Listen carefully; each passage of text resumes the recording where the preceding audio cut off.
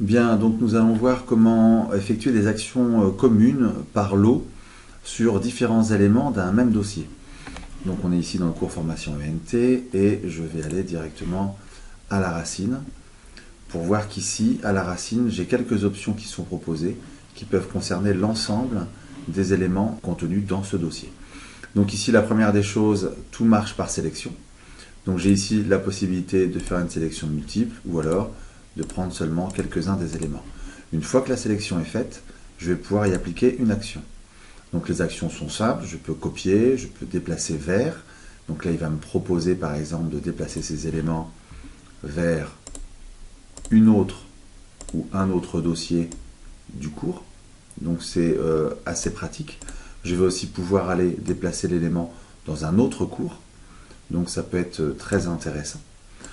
J'ai la possibilité aussi dans les actions de désactiver. Donc en fait de faire l'équivalent du oui-non. Voilà. Et la possibilité évidemment de recommencer dans le sens inverse, c'est-à-dire de les réactiver.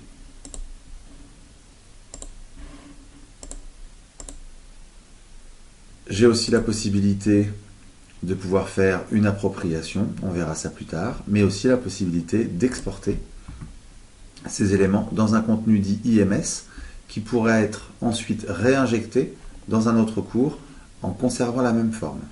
Donc ça peut être très intéressant pour les échanges entre différents cours. Cela peut servir aussi de sauvegarde.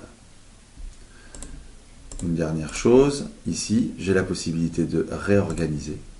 Donc je peux prendre par exemple le dossier astuce et je peux le déplacer vers le haut ou le déplacer vers le bas. J'ai la possibilité aussi de faire une multisélection pour déplacer des blocs entiers de plusieurs dossiers. Ça peut être très pratique puisque c'est quand même plus efficace, je trouve, que de l'effectuer à la main. Comme on l'a vu, parfois la manipulation est un peu hasardeuse. Maintenant, si je prends un des sous-dossiers de premier niveau à l'intérieur de mon cours, j'ai quelques actions supplémentaires, en particulier celle-ci, qui me permet en fait, dans le dossier sélectionné, donc présentation et introduction, de pouvoir, si des personnes avaient des droits d'écriture à l'intérieur de ce dossier, de sélectionner les éléments qu'ils seraient autorisés à rajouter dans ce dossier.